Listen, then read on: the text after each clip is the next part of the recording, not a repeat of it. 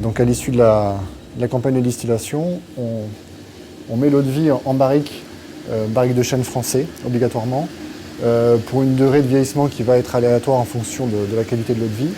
Le vieillissement est fait soit en barrique, ce qu'on appelle les fûts roux, donc des fûts qui ont déjà contenu du cognac, ou de la barrique neuve. Chez Merlet, on préconise plutôt un bois modéré dans nos eaux de vie, donc on met maximum 15% de barrique neuve pour pas trop marquer l'eau de vie et qu'on sente les caractéristiques du lot de vie de cognac plutôt que les caractéristiques du bois.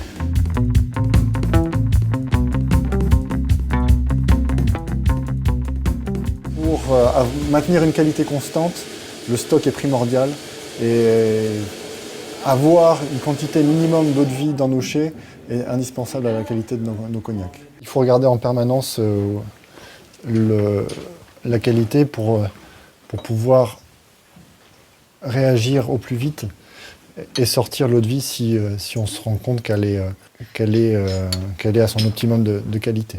Maintenant, on a également des moyens scientifiques d'analyse qui parfois vont nous aider sur la dégustation, mais le maître mot, c'est quand même le palais et le nez pour dicter la qualité des produits.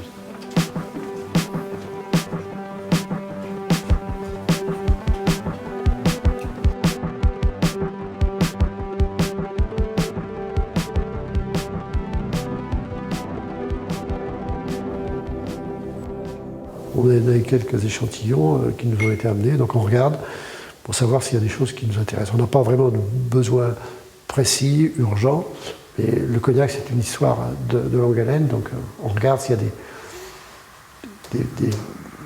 des petits bijoux, des petites perles, voilà, en tout cas qui peuvent être intéressantes. Un nez très, très puissant en bois, en arôme vanille, là, il y a eu un très bon bois. Très bon chêne, très bonne barrique.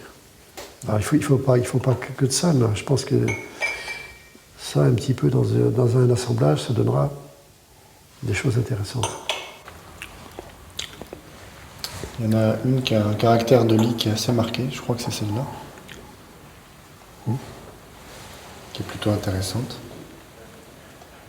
On a aussi un échantillon de 1993 là, qui est plutôt pas mal aussi. Bon. Comme on n'est pas pressé, on regarde, et quand il y a quelque chose qui nous plaît, on achète, on rentre, et après quand on a besoin de faire telle ou telle qualité, on reprend ce qu'on a à la fois en stock, nous, et ce qu'on a rentré, enfin tout notre stock. On additionne tous les lots, et puis on fait nos mariages, nos assemblages. C'est le métier d'un négociant au cognac, hein, de faire ça. Alors, c'est plus facile à faire quand des gens comme nous, on a peu de volume à traiter, donc on peut se permettre d'être difficile. En tout cas, plus sélectif.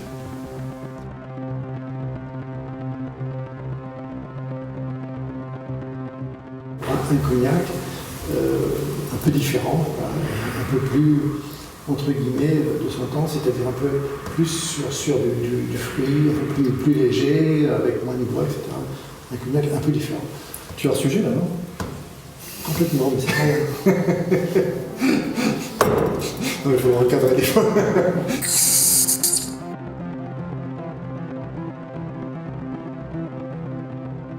On a récupéré tous les échantillons des lots qui peuvent rentrer dans l'assemblage du Brothers Blend, qu'on a déjà sélectionné. Et on va travailler justement sur cet assemblage en goûtant séparément chaque qualité et en regardant, en faisant des essais d'assemblage des lots qu'on aura sélectionnés.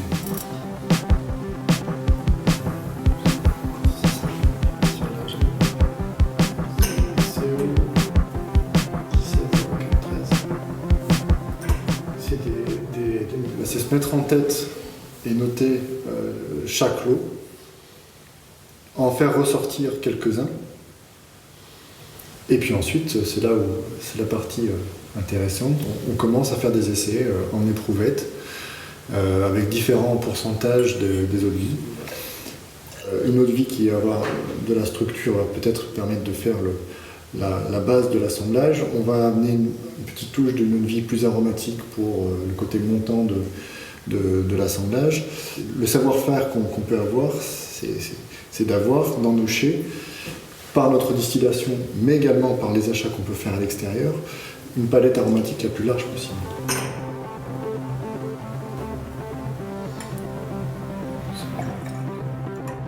Déjà, il y a la base qui est vraiment conforme. Et dans les trois, un peu, bon, avec certains plus que d'autres, on est vraiment déjà dans quelque chose qui... on est dans la famille. Quoi.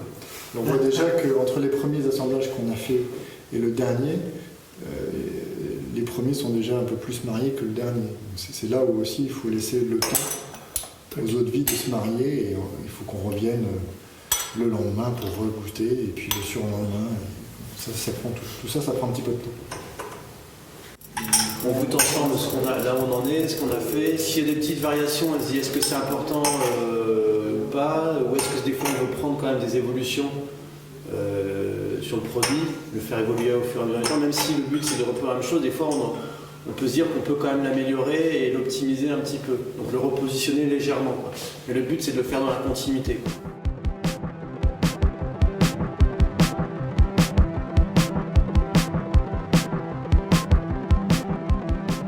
Clairement, dans ce métier, je crois qu'il faut faire preuve d'humilité.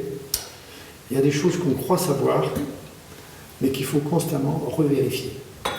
Et quelquefois, on est surpris, je dirais, dans les deux sens. C'est pas une équation mathématique, il y a des fois des choses, 1 plus 1 fait pas 2, malheureusement, ça fait 2,5 ou 1,5, parce que des fois en mélangeant 2 eaux de vie, il y en a une qui écrase l'autre, donc bref, on est sans arrêt en train de rechercher le bon équilibre, et cet équilibre il n'est pas mathématique.